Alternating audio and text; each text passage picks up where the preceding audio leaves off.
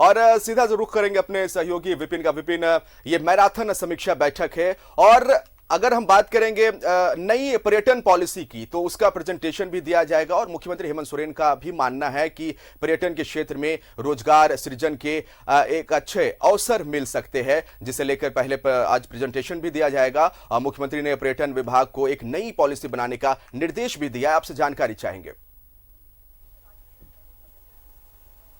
देखिए, राज्य में नई पर्यटन नीति को लेकर मुख्यमंत्री लगातार गंभीर थे और उन्होंने विभाग को यह निर्देश दिया था कि एक बेहतरीन पर्यटन पॉलिसी जो है वो राज्य में बनाया जाए, जिससे कि टूरिज्म को बढ़ावा मिले राज्य में और साथ ही साथ टूरिज्म सेक्टर में रोजगार के भी अवसर जो है वो सरकार बना पाए। तो इसी कड़ी में नया जो पर्यटन पॉलिसी बना है राज्य का, उसको भी मुख्यमंत्री के सामने आज उसका प्रेजेंटेशन दिया जाएगा। और जिस तरह से मुख्यमंत्री लगातार ये कह रहे हैं कि झारखंड जिसका आर्थिक स्रोत जो है, जो सबसे ज्यादा यहाँ के माइंस एंड मिनरल्स है, इसके अलावा अगर पर्यटन पे सरकार फोकस करेगी तो पर्यटन के जरिए भी राज्य का राजस्व बढ़ सकता है, रोजगार सृजन हो सकते हैं, लोगों को कई अन्य तरीके से सरकार जो है वो रोजगार मुहैया करा पाएगी या फिर जीविकोपार्जन को लेकर झारखंड के विभिन्न कई ऐसे जो टूरिज्म प्लेस है जिन्हें कि लोग जानते नहीं है, लेकिन अगर वहां पर सरकार थोड़ा फोकस करे तो उस क्षेत्र को विकसित करके उसे एक नए टूरिज्म सेक्टर और नए टूरिज्म प्लेस के रूप में सरकार जो है वो डिफाइन कर पाएगी। तो इसी कड़ी में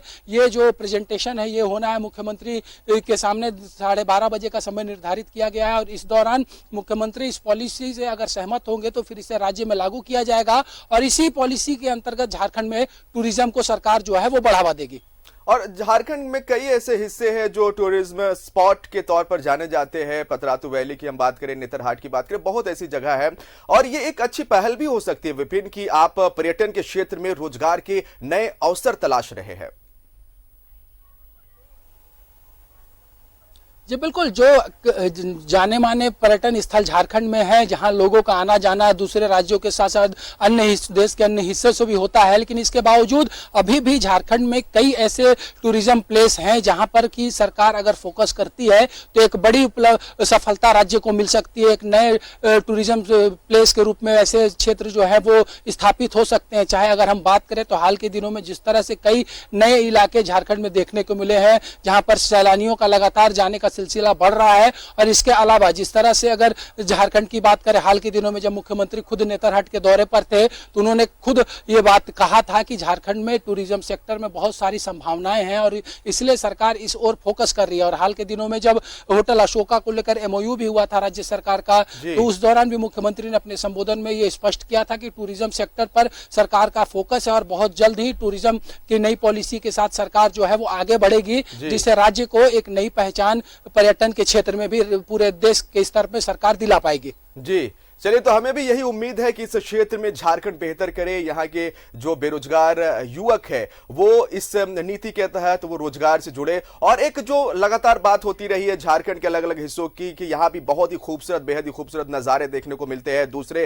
राज्यों से लोग आते हैं, इस जगह का भ्रमण करते हैं, तो इसका भी एक फायदा एक रोजगार के तौर पर और दूसरा घूमने फिरने के हिसाब से भी इन जगहों को यहाँ की सौंदर्यीकरण किया जाए और इस जगहों की एक प्रसिद्धि अलग मायनों में निकलकर सामने आए। बहुत बहुत शुक्रिया आपका विपिन तमाम जानकारी के लिए। तो 12:30 बजे के आसपास में पहले ये प्रेजेंटेशन दिया जाएगा और उसके बाद फिर मुख्यमंत्री हेमंत सोरेन देखेंगे कि किस तरह से इस क्षेत्र में काम करना है। हालांकि लगातार उन्होंने इस